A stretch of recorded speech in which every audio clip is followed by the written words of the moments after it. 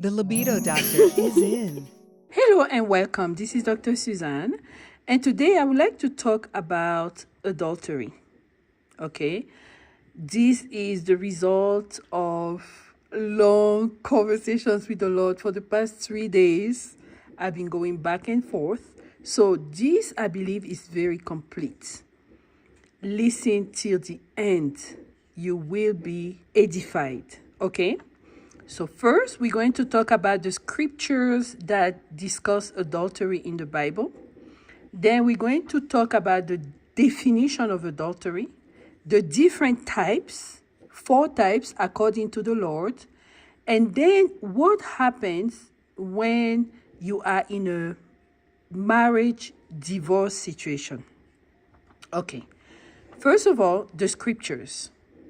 The first one is Exodus 20:14. Moses had deep conversations with the Lord and came down with 10 commandments. One of them is, you shall not commit adultery. I actually paused and asked the Lord, does this mean spiritual adultery, like we're not supposed to worship other gods? He said, no. That's being addressed in the earlier commandments. You shall not have any other god. Adultery involves person to person, okay? Not spirit to person. The second passage is Matthew 5:27-28, where Jesus tells us that a man that has lustful thoughts towards a woman has already committed adultery with her. And then in Luke 16:18, it tells us that marrying a divorced person is committing adultery. So in this passage, we clearly understand that there are kind of 3 types. Let's find out, guys. So first of all, what is the definition of adultery? Is involving your soul with someone else when you are engaged with another person. It always involves male and female. It can involve individuals who are married or single. It always involves adults who have the capacity to make their own decisions. All right. So let's go into the 4 types. According to the Lord, there are 4 types. So pay attention. Number 1, and the most common, is married couples. One partner gets involved with a third party. And that person who gets involved with the third party could be a wife or a husband. Both can commit adultery. And at the end, I will tell you what happens when a married woman commits adultery. It's not good. Second type, pay attention. This involves single people. This is the one that is not written in the Bible, and I was very surprised. This involves single people talking to each other. So a man made clear intent towards a woman. He's courting her. They have an agreement of no sexual intercourse or whatever they decide to have. And then he makes the promise to marry her. Then the same man finds another girl. He's attracted to her. And because he feels that he has not married that other lady yet, he can play with her sexually. This is adultery. And it's the same way a girl who is, in courtship, she sees her ex-boyfriend, something happens, she is committing adultery. Can you believe this? Oh my goodness. The third type involves both single and married, both men and women. You love someone, you don't tell them, but you lust after them, is committing adultery. And this is valid for a man lusting after a woman, or a woman lusting after a man. Now, the fourth type is about people who were married and they separated. Okay. So I asked the Lord, your word says that when people were married and they divorce, then if they go in another relationship, they are committing adultery. Okay, the Lord paused. And he said, the only valid divorce is a spiritual divorce. Then I asked, what does that mean? Are we married to spirit husbands or spirit wives? No.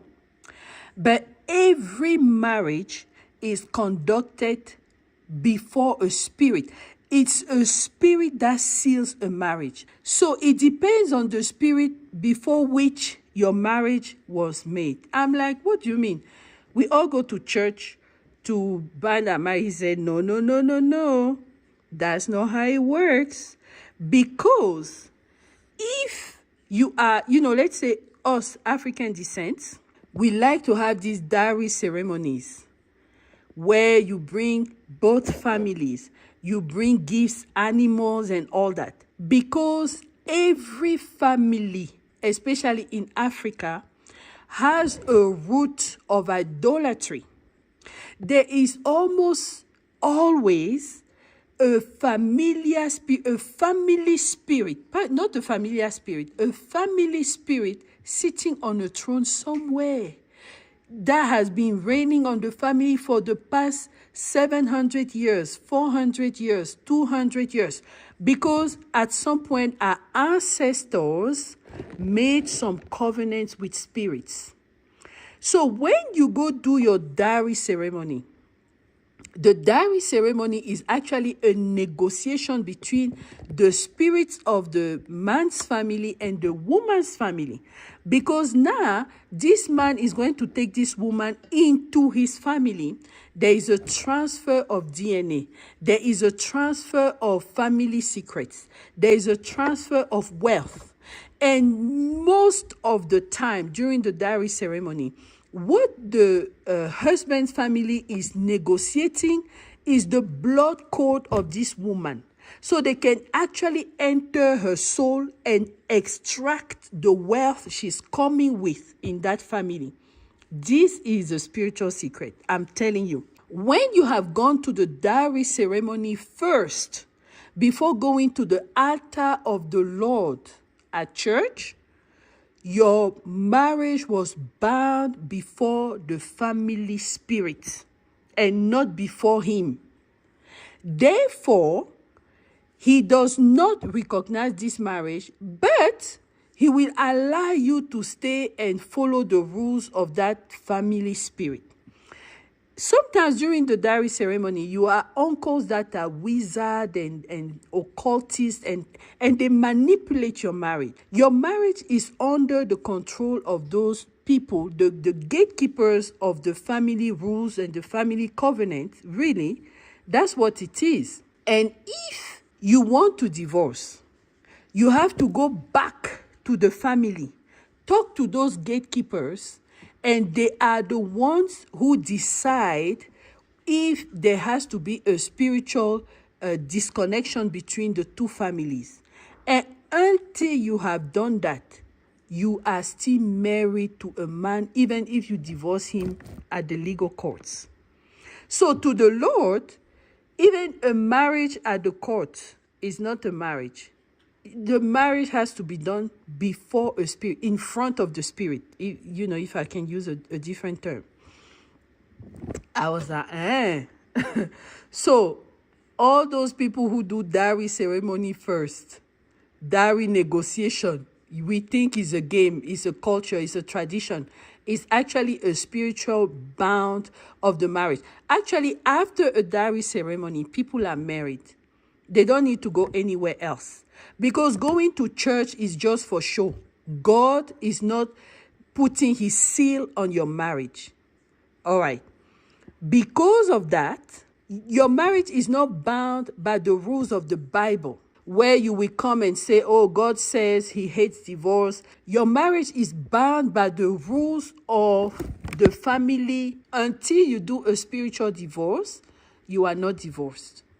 That's why some women sometimes after divorce, they continue to have severe attacks, and some of them die because there are rules in some families that tell you that even if you are married and you commit adultery, you will die. They will kill you, or they will kill your children. You know, there are crazy rules in different families, and it comes from the family altars and the dowries. It doesn't come from the Lord. Because I asked God, okay, in case people get married at church first, so then you are the Spirit binding them. He said, yes. I said, okay, you talk about Genesis 1:27, where you paid people first and all that. Does that matter? He says, no. If you get married to the woman you love, you get married at church first. This is a bind. And God will never allow divorce because that marriage was made at his altar first. So he has given the guarantee, and his book cannot contradict itself. You understand? So I was like, okay, Lord, we have our traditions. We have to pay the dowry. He said, who says that? Go look in the Bible. So I went to the Bible. I said, okay, they used to pay dowry for virgins. He says, yes. I said, okay, can we pay dowry for virgins only? He said, no. But the dowry has to be a gift given to the parents of the woman. Just a gift. No ceremony, no bringing animals, and all that. I said, okay, what kind of gift? He said, money. If you have money, you pack your gift nicely, you give it to the parents of the girl. And then the parents can now go see the extended family and tell them, this is what happened. This person came for our daughter. This is what we're sharing with you. But you should not in any case bring different family, unite them, because you are entering a covenant with an altar and you don't understand what you're doing. Yes, you can give the gifts to the parent and then go to church for your voice, because you have to remember, even during the dowry ceremony, there are voice. They ask the girl, do you want to take him for a husband? They ask the husband, have you chosen your wife? Have you found her? Because they make you look among multiple girls. Have you found her? Blah, blah. Those are covenants and voice you are making in front of the family deity. So, young people, pay attention with this dowry. I believe that we need to begin to demystify a lot of our African traditions. It gets us into trouble, especially for us Christians, I'm telling you. So if you've done your marriage in dowry first, I mean, you cannot use the law of God to say no divorce. No, God is not there. And he says you can do what you want. Only thing, divorce with the spirit of that altar. So to be safe, you divorce with the spirit of your husband's altar. You divorce with the spirit of your own family altar, period. Now, I told the Lord, there are many people who do love spells. Women, they see a man they love because, or they like because he has means to take care of her and her family.